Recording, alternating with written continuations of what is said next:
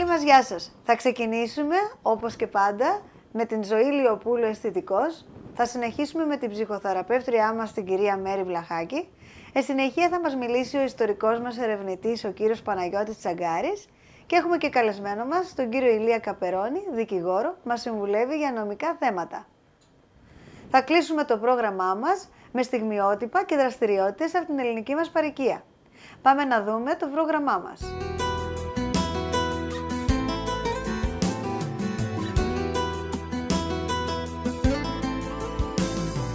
Το σώμα με τον θάνατο απ' την ψυχή χωρίζει και επιστρέφει στην γη από που και προήλθε, και η ψυχή μας μερικώς κρίνεται και αναμένει την παρουσία του Χριστού και την δικαία κρίση. Κι όταν θα έλθει ο κριτής με δύναμη και δόξα, θα αναστηθούνε οι νεκροί να τον προϋπαντήσουν. Ψυχή και σώμα θα ενωθούν, ξανά θα γίνουν ένα. Το σώμα θα είναι άφθαρτο, πνευματικό και αιώνιο.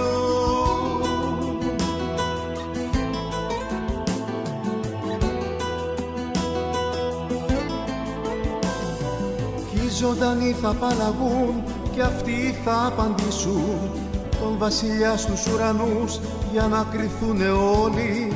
Η κρίση τους δεν αγενεί σύμφωνα με την πίστη και με τα έργα που πράξαν ζώντας στη γη απάνω. Και θα χωρίσει ο Χριστός δικαίους και αδίκους, δεξιά θα πάνε τα πρόβατα και αριστερά τα γίδια. Και στις θέσεις τους αυτές θα μείνουνε για πάντα οι δίκαιοι με τον Θεό και αμαρτωλοί στο σκότο.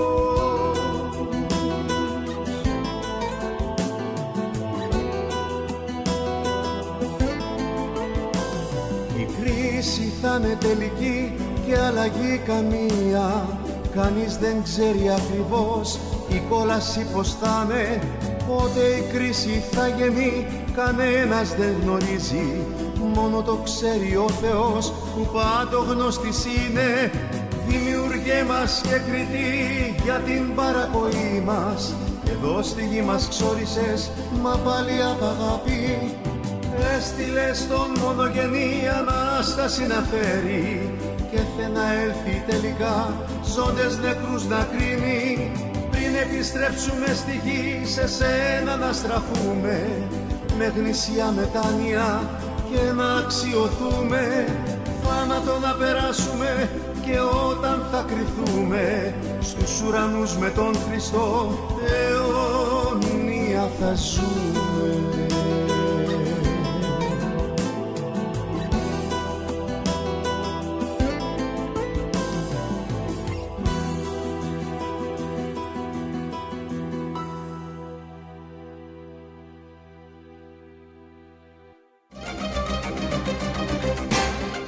Super Marché Colfax. Όλα τα specials από 8 έως και 15 Οκτωβρίου. Super Marché. Ελληνικά και Mediterranean προϊόντα για τις νοικοκυρές, τα εστιατόρια, τους παιδικούς σταθμούς και τα γεροκομεία. Colfax 450 688 77 73 3699 Auto Route 440 West Laval.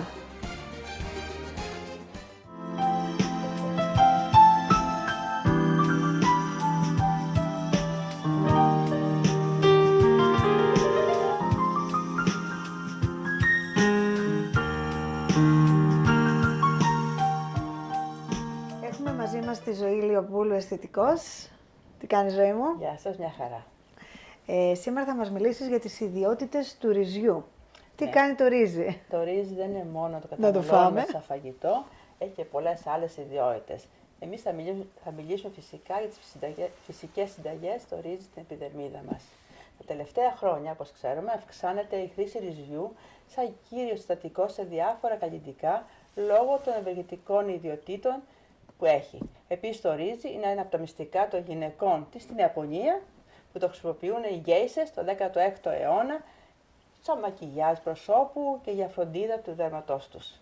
Μην ξεχνάς πόσο ωραίο δέρμα έχουν αυτές οι γκέισες. Και αδύνατες. Εντάξει, αυτό εντάξει, είναι και η κατασκευή του αυτό. Συγκεκριμένα, η σκόνη του ρυζιού έχει χρησιμοποιηθεί για αιώνες και στην αρχαία τέχνη της Αγιουβέρδα. Διότι, στην πρακτική ολιστική που λέμε, διότι βοηθάει, είναι αντιφλεγμονώδες, στην ακμή βοηθάει πάρα πολύ και βοηθάει η επιδερμίδα να είναι λία και απαλή. Περιέχει πολλές βιταμίνες, μεταξύ των οποίων η ε και η E και η B που λέμε, και πολύ μαγκάνιο. Το πίτρο του ρυζιού έχει τη χημική δομή παρόμοια με το ceramides, το οποίο βρίσκεται στο ανθρώπινο δέρμα και αυξάνει την παραγωγή του κολαγόνου για να έχουμε το δέρμα μας πιο νεανικό να φαίνεται πάντα.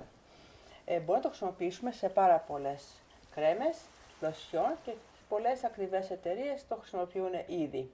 Μπορούμε να το χρησιμοποιήσουμε για μάσκα, για peeling, όπου θα ταλέσουμε σε ένα μικρό μπλέτερ το ρύζι, και το κάνουμε ριζάλευρο, ή μπορούμε να το αγοράσουμε και έτοιμο, αν θέλουμε.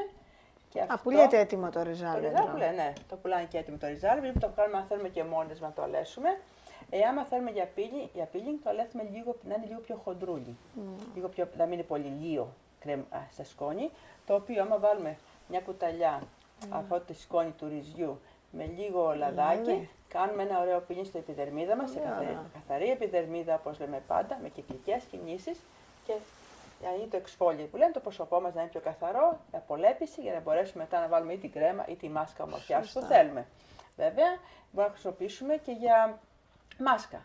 Μπορούμε να το χρησιμοποιήσουμε για μάσκα αν βάλουμε 2 κουταλάκια της σούπας ριζάλευρο. Συνήθως μπορούμε να το βάλουμε από οποιοδήποτε φρούτο θέλουμε. Να το χρησιμοποιήσουμε, ή άμα είμαστε λίγο πιο θέλουμε κάτι, μπορεί να έχουμε φρουτοχυμό ή κάτι, μπορούμε να βάλουμε και λαχανικά. Μέσα. Να το αναμίξουμε, όχι τα λαχανικά, το ζουμί τους. Ναι, να το... Ή στο μπλέτερ ή στον αποχυμωτή. Ναι, και να βγάλουμε το οποιοδήποτε λαχανικό θέλουμε, το οποίο βέβαια θα το ζεστάνουμε λιγάκι, θα βάλουμε το ριζάλευρο μέσα, μια κουταλίτσα, να γίνει ένα πυλός, ζεστός, χλιαρός, θα αφήνουμε να κρυώσει για λίγο και το βάλουμε στο πρόσωπό μας για 20 με 30 λεπτά. Στην αρχή θα είναι δροσερό, αλλά μετά θα αισθανθούμε να μας τραβάει. Αυτή είναι η σύσφυξη που γίνεται. Αυτό είναι το καλό. Είναι καλό και εξυπηρενόμαστε το πρόσωπό μας, βάζουμε την κρεμούλα μας. Εάν το χρησιμοποιείς αυτό περίπου μια φορά τη βδομάδα, για αρκετές εβδομάδες, θα δεις το πρόσωπό σου να είναι καθαρό, λίο και λιγάκι να ασπρίσει λίγο, όπως και οι γκέισες είχαν άσπρο πρόσωπο. Μπορούμε πάλι να κάνουμε και μια λοσιόν, τονατική λοσιόν. Μισή κούπα από ρύζι, να τη βάλουμε με λίγο νερό μέσα, το ανακατέψουμε λιγάκι, βλέπουμε ότι το βάζουμε το ρύζι μέσα στο νερό, γίνεται άσπρο. Αυτό το ασουρώνουμε, το βάζουμε σε ένα μπουκάλι και το χρησιμοποιούμε για λοσιόν. Ωραίο μυστικό αυτό. Είναι απλό, εύκολο, οικονομικό. Βέβαια, καμιά φορά όταν λέω για μάσκα με φρούτα ή με λαχανικά, να προσέξουμε τις αλλεργίες. Πάντα να δοκιμάζουμε στην άκρη της επιδερμίδας κάπου, μήπως έχουμε κάποια αλλεργία. Ναι, πολλοί άνθρωποι δεν τα δέχονται γι' αυτό. Γι' αυτό μπορούμε να χρησιμοποιήσουμε για λιπαράκι, για μεικτά δέρμα, για οτιδήποτε. Είναι ο χυμός των ταφυλιών, είναι πιο εύκολος και το δεχτό σε όλα τα δέρματα, χωρίς να φέρνει πολλές αλλεργίες. Έτσι έχει λιγότερες ευαισθησίες στην επιδερμίδα μας. Άμα το κάνουμε, όπως είπα, μια φορά την εβδομάδα, θα δείτε ότι είναι καλό, όπως μπορούμε ακόμα να χρησιμοποιήσουμε 3 κουταλάκια ριζάλευρο, με ένα κουταλάκι γάλα και μια κουταλίτσα μέλι. Θα το κάνουμε μια ωραία μασκούλα, θα το βάλουμε στο πρόσωπό μας και πάλι αυτό έχει πολλές ιδιότητες, βιταμίνες, θρεπτικά συστατικά, τα οποία εισχωρούν στην κύρια επιδερμίδα και δίνουν στο πρόσωπό μας μια νεανικότητα, μια ομορφιά που είναι οικονομικά και πολύ εύκολη μέσα από την κουζίνα μας και οτιδήποτε. Μην ξεχνάμε, το ρύζι είναι πολύ καλό, υγιεινό, θρεπτικό, γιατί αντί να το τρώμε, βάλουμε και στην επιδερμίδα μας, το οποίο βοηθάει και προσφέρει πάρα πολλά θρεπτικά συστατικά, ενεργοποιεί το κολαγόνο και ανανεώνει την επιδερμίδα μας. Τι πιο αθώο και πιο φτηνό και πιο οικονομικό. Οικονομικό και μπορούμε και πολύ χωρίς παρενέργειες. Αυτό είναι, δεν νομίζω να είναι ανθρώποι αλλεργικοί στο Αλλεργία, έχουν κάπου αλλεργία σε κάποιο φρούτο, σε κάποιο λαχανικό που θα το χρησιμοποιήσουμε. Μάλιστα. Ευχαριστούμε πάρα πολύ, ζωή μου. Να είσαι καλά. Σε περιμένουμε την ερχόμενη εβδομάδα.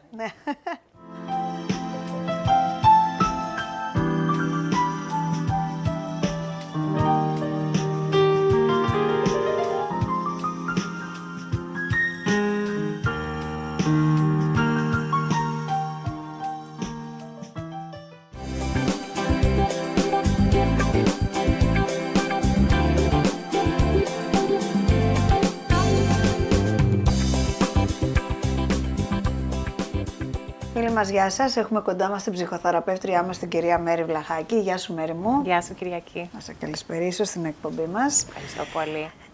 Σήμερα θα μας μιλήσεις για τη συναισθηματική βία στις σχέσεις. Ναι, Και ακριβώς. θα σε αφήσω να μας τα αναλύσεις, να εξηγήσεις στον κόσμο τι ακριβώς είναι αυτό. Ναι, πρώτα θα ήθελα να πω ότι η συναισθηματική βία δεν είναι προφανές. Δεν είναι κάτι που μπορείς να δεις πολλές φορές. Και έτσι δεν μπορείς να το αναγνωρίσεις. Ναι. Και πολλές φορές ο θητής και το θύμα δεν ξέρει ότι συμβαίνει. Αλλά μπορεί να είναι πιο επιβλαβής από τη σωματική βία. Γιατί μπορεί να αλλάξει το πώς νιώθουμε και το πώς σκεφτόμαστε για τον εαυτό μας. Μπορεί να μειωθεί η αυτοπεποίθηση πάρα πολύ και το θύμα πολλές φορές πιστεύει ότι δεν έχει τίποτα και δεν είναι τίποτα χωρίς το σύντροφο ή το θητή. Μάλιστα. Θα σε ρωτήσω, ήθελα να σε ρωτήσω αν υπάρχουν σημάδια. Υπάρχουν αρκετά σημάδια, όπως η ταπείνωση, το ντρόπιασμα, υποτιμία και κριτική. Δηλαδή, σε κοροϊδεύουν μπροστά σε άλλους συνέχεια. Είναι σαρκαστικοί. Όταν τους κάνεις την παρατήρηση, σου λένε ότι είναι απλά ένα αστείο. Σου λένε ότι η γνώμη σου δεν μετράει, ότι τα συναισθήματά σου είναι λάθος. Σε γελιοποιούν ή δείχνουν μία απλή αδιαφορία. Επίσης, υπάρχουν κυριαρχικές συμπεριφορές. Νιώθεις ότι σου συμπεριφέρονται σαν να είσαι παιδί. Σε διορθώνουν συνέχεια, σου λένε ότι η συμπεριφορά σου δεν μετράει, είναι λάθος. Χρειάζεσαι άδεια πριν κάνεις κάτι ή πριν πάρεις μια απόφαση. Σε κάνουν και νιώθεις ότι έχουν εκείνοι πάντα δίκιο. Επίσης έχουν παράλογες απαιτήσεις. Σε κατηγορούν συνέχεια για πράγματα που ξέρεις ότι δεν υπάρχουν. Δεν μπορούν να γελάσουν με τον εαυτό τους. Είναι πάρα πολύ ευαίσθητοι στους άλλους, εάν πιστεύουν ότι τους κατηγορούν ή ότι δείχνουν ότι δεν τους σέβονται, είναι πολύ ευαίσθητοι, δεν μπορούν να πούνε συγγνώμη, παραβιάζουν τα όρια, επίσης απομακρύνονται συναισθηματικά ή μεταχειρίζονται την συναισθηματική εγκατάλειψη ή την παραμέληση σαν τιμωρία. Το παίζουν θύμα αντί να πάρουν την ευθύνη για αυτό που κάνουν. Δεν τους νοιάζει πώς νιώθεις. Και υπάρχουν επίσης σημάδια συνεξάρτησης. Δηλαδή, σου συμπεριφέρονται σαν να μην είσαι ξεχωριστός άνθρωπος. Δεν προστατεύουν τα όρια και μπορούν να πούνε πράγματα για σένα που δεν θα ήθελες.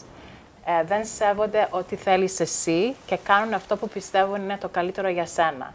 Είναι συνέχεια μαζί σου, δεν έχουν πολλές κοινωνικές επαφές και αν έχουν είναι ελάχιστες. Και έτσι όλο αυτό είναι ένα μεγάλο πρόβλημα. Τι δημιουργεί, Σε μια σχέση. Ναι, θέλω να σε ρωτήσω, τι δημιουργεί αυτή τη συμπεριφορά. Τι είναι αυτό που τους κάνει και το κάνουν. Αν ρωτήσεις το θήτη, θα σου πει ότι φταίει ο άλλος και είναι ο ίδιος θύμα. Και έτσι βρίσκουν δικαιολογίες για τη συμπεριφορά τους. Μπορεί να είχαν βιώσει κάποιες τραυματικές εμπειρίες στην παιδική ηλικία, αλλά προφανώς προσπαθούν να ελέγξουν το περιβάλλον για να αποφύγουν κάποια δύσκολα συναισθήματα. Συνήθως βρίσκουμε ότι νιώθουν ανίκανοι. Μάλιστα. Και πώς επηρεάζει το θύμα. Οι συνέπειες κρατάνε πολύ χρόνο και πιο πολύ από την σωματική κακοποίηση. Το πιο προφανώς είναι το άγχος. Αλλά το πιο σημαντικό είναι ότι το θύμα έχει τη τάση να πιστεύει ότι φταίει για όλη αυτή τη συμπεριφορά.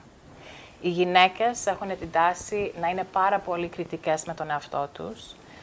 Είναι πολύ προσεκτικές τι θα πούνε, τι θα κάνουν για να αποφύγουν την συμπεριφορά ή να την προλαμβάνουν τη συμπεριφορά. Οι άντρες απομακρύνονται συνήθως. Χάνονται μέσα στη δουλειά τους και έτσι μένουν πιο πολύ μακριά από τη σχέση. Και ήθελα να πω ότι κάποιες έρευνες έχουν δείξει ότι στις γυναίκες που έχουν βιώσει και συναισθηματική και σωματική βία, θεωρούν τη συναισθηματική βία χειρότερη, μέχρι και 70%. Επίσης, η συναισθηματική βία σχετίζεται με το αλκοολισμό, με την κατάθλιψη και μπορεί να είναι σημαντική προγνωστική για την κακοποίηση των παιδιών. Πολύ σημαντικά όλα αυτά, Ναι. Μέρη μου. Είναι δύσκολο να το αναγνωρίσει κανείς, αλλά ναι. Δύσκολο. Yeah. Τι να κάνουμε όμως που υπάρχουν και αυτά. Υπάρχουν, ναι. Ευχαριστούμε πολύ. Και εγώ, Κυριακή, ευχαριστώ.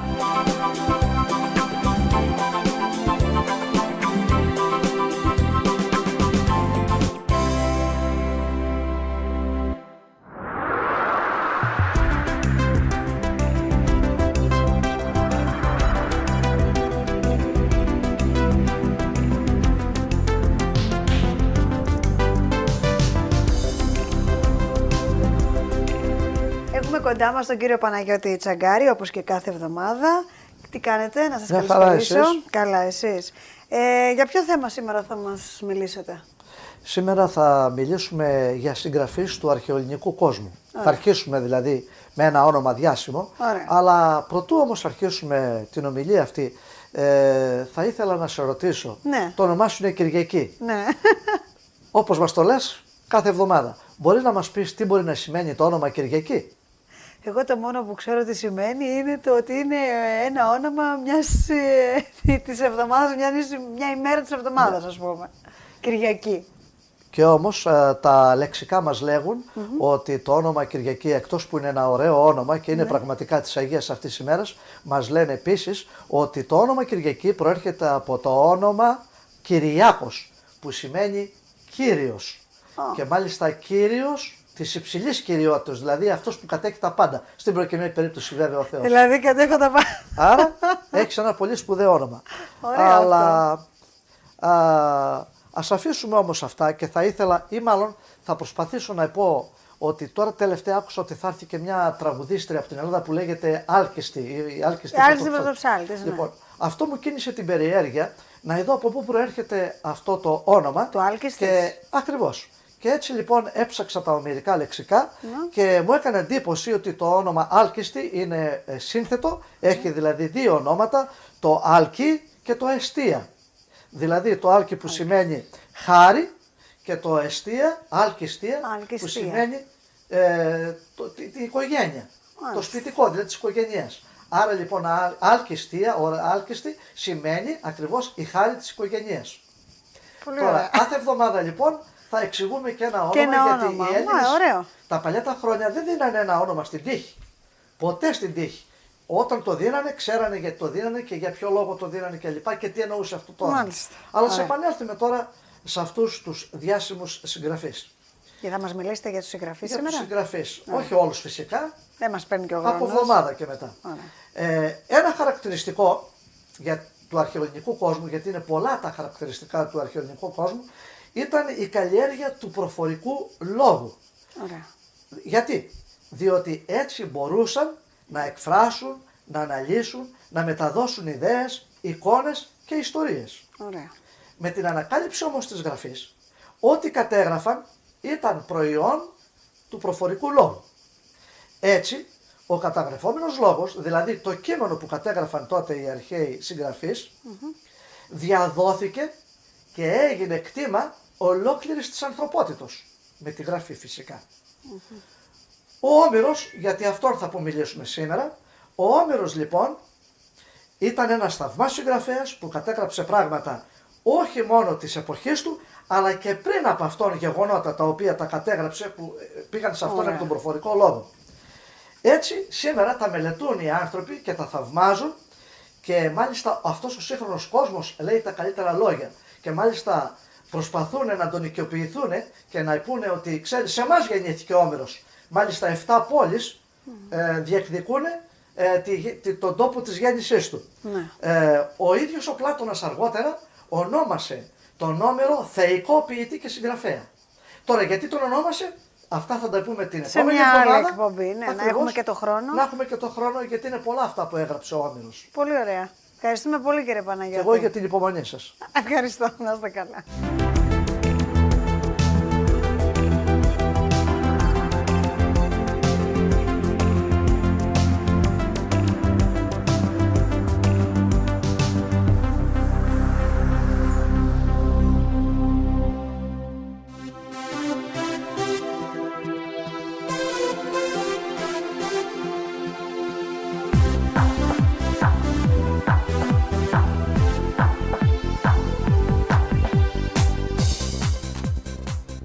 Έχουμε κοντά μας τον κύριο Ηλία Καπερώνη, δικηγόρο. Γεια σας κύριε Ηλία, Γεια τι σας. κάνετε? Πολύ καλά. Σήμερα θα μας μιλήσετε για ένα θέμα έτσι που συμβαίνει συχνά, για κάποιον που έχει πεθάνει στην Ελλάδα και έχει κάνει διαθήκη εδώ στο Μόντρεαλ, ας πούμε. Και έχει ακίνητα εδώ πέρα Ναι. και έχει και κάνει ακίνητα κάτω στην Ελλάδα. Και, Τι γίνεται σε αυτή και την λεφτά, περίπτωση? έχουν πουληθεί τα ακίνητα από εδώ, έχουν πάει στην Ελλάδα. Ωραία. Έχει πεθάνει ο κύριος και τώρα ψάχνουν να βρούνε, ανοίξαν τη διαθήκη που είναι εδώ πέρα και είδαν ότι πάνε τα μερίδια που είναι να πάνε, 40 εκεί, 40 εδώ και 20 εκεί πέρα. Αλλά τα λεφτά τώρα τα έχουν εξαφανίσει στην Ελλάδα και ψάχνει ο κόσμος τώρα σε ποιον είναι νόμο να βαδίσουν, πού είναι να πάρουν τα λεφτά. Τώρα εδώ που τα κίνητα που είναι εδώ πέρα δεν τα πουλήσουν και τα κρατήσουν τα λεφτά και τα κάνουν σύμφωνα με τη Διαθήκη. Αλλά για της Ελλάδας τα προβλήματα θα πρέπει να πάρουν η δικαστική απόφαση από εδώ πέρα και να την αντιγράψουν κάτω στην Ελλάδα και να βάλουν δικηγόρο στην Ελλάδα να κυνηγήσει τους ανθρώπους που έχουν πάρει τα λεφτά στην Ελλάδα. Αυτό συμβαίνει τώρα μια δικιά μου ερώτηση, ας πούμε, και αν γίνει και το αντίθετο. Ναι, είναι και το αντίθετο. Αν πες έχει διαθήκη στην Ελλάδα κάνει. Και έχει πεθάνει εδώ. Και έχει πεθάνει εδώ και έχει ακίνητα εδώ ή έχει ακίνητα στην Ελλάδα. Πάλι το ίδιο θέμα είναι ότι πρέπει να βγάλουν για τις Ελλάδες τα πράγματα, απόφαση δικαστική εκεί πέρα, και που έχει γίνει η διαθήκη. Ναι. Και εδώ πρέπει να κάνουν, που λένε lettre rogatoire, δηλαδή πρέπει να βάλουν την απόφαση από την Ελλάδα ότι η διαθήκη είναι καλή, δεν υπάρχουν άλλες διαθήκες και να τη φέρουν εδώ πέρα, την καταθέσουν στο δικαστήριο. Διαμέσων δικαστήριο να πούνε ναι, μάλιστα ότι έχει πεθάνει και ναι, μάλιστα ότι είναι αυτά τα λεφτά, αυτά τα κίνητα, ό,τι να είναι, να πάνε σε αυτά τα άτομα. Έτσι γίνεται σε αυτή την περίπτωση. Σε αυτή την περίπτωση. Γιατί... Και είναι δύσκολο γιατί πολλές φορές τι γίνεται.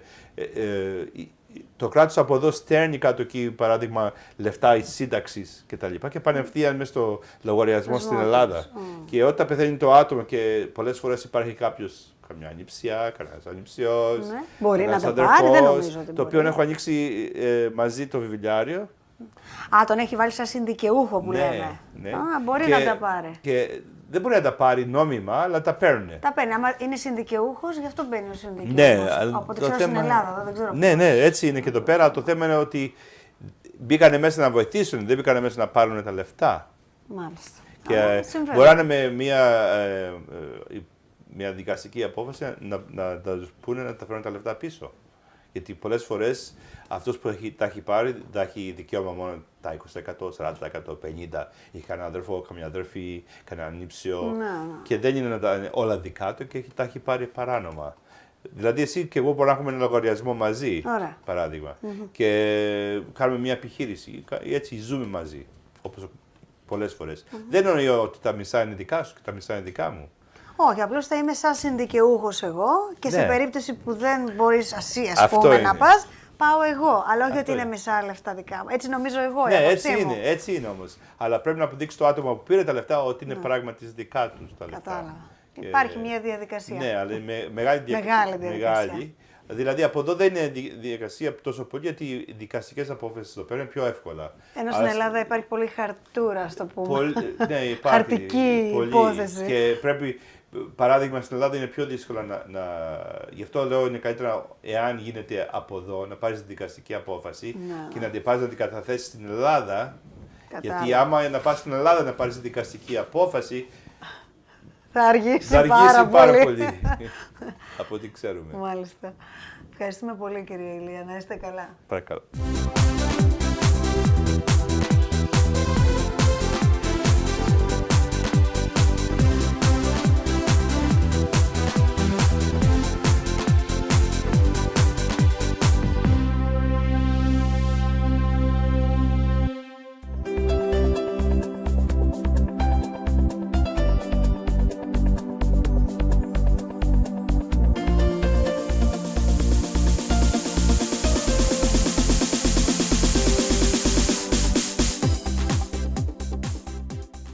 Γεια σας, έχουμε κοντά μας τον κύριο Χρήστο Αδαμόπουλο, να σας καλησπερίσω, ο οποίος είναι Γενικός Διευθυντής όλων των σχολείων Σωκράτης και Δημοσθένης.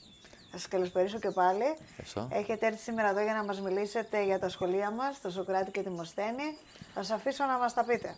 Όπως γνωρίζετε, η σχολική χρονιά έχει αρχίσει. Όλα έχουν μπει σε σειρά. Τα παιδιά, οι δασκάλοι, οι διευθυντές, τα σχολεία γενικά. Όλα ωραία. Τα παιδιά είναι σε ένα σχολείο που δεν υπάρχει άλλο comparison στον κόσμο.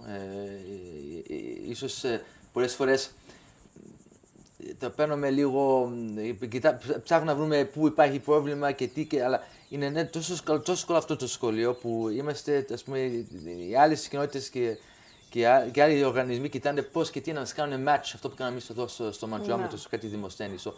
Έχει μπει μια σειρά, όταν πήγαν στις θέσεις τους, το σχολείο συνεχίζει, το έργο, το miracle μπορώ να πω, το θαύμα που γίνεται μέσα σε αυτό το σχολείο.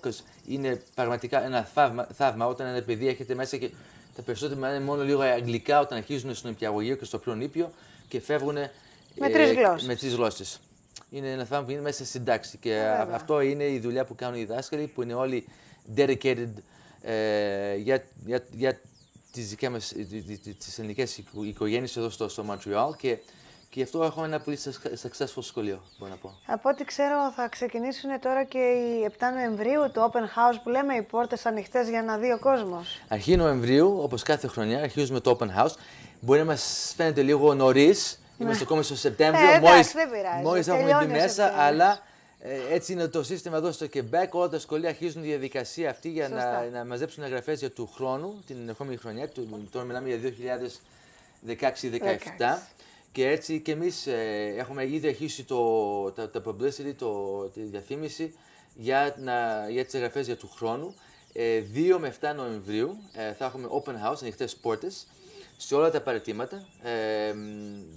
Το πρωί και το βράδυ για να μπορεί να εξυπηρετηθεί και ο κόσμος. Για τον κόσμο και το Σάββατο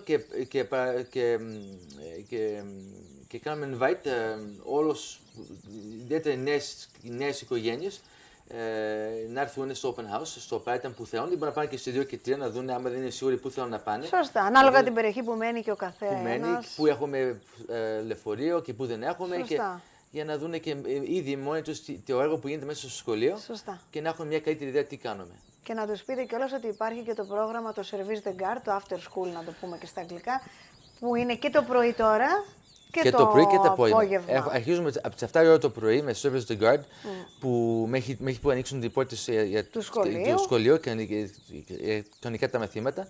Και μετά συνεχίζει μετά το απόγευμα, όταν χτυπάει το κουδούνι, μέχρι τις 6 ώρα. Οι γονείς μπορούν να αφήσουν τα παιδιά στο Service de Garde. Εκεί θα είναι με educators, θα κάνουν το homework τους. Όταν έχουν λίγο ώρα, παίζουν λίγο social recreational activities κτλ. Και όπως είπαμε, έχουμε και bus service, έχουμε λεωφορεία.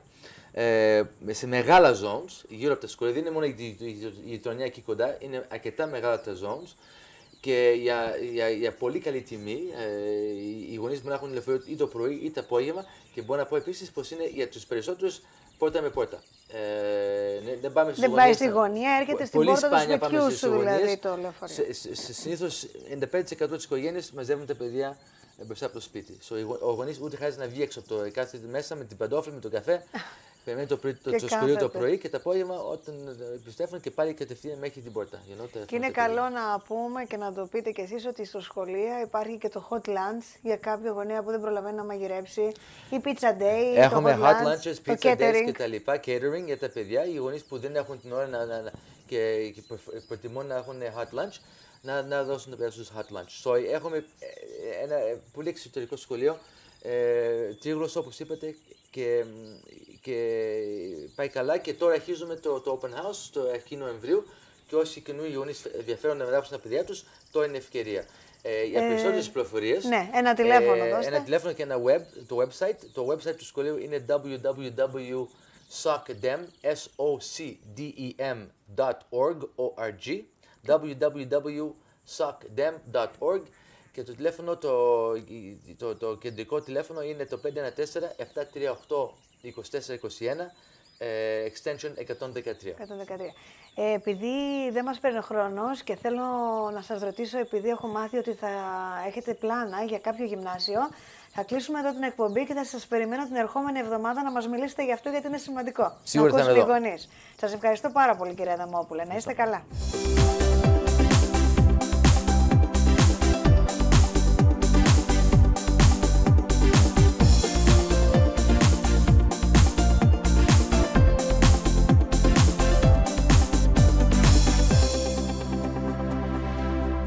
Ευχαριστούμε που μας παρακολουθήσατε για ακόμα μία εβδομάδα. Από όλους εδώ στο στούντιο, να είστε όλοι καλά.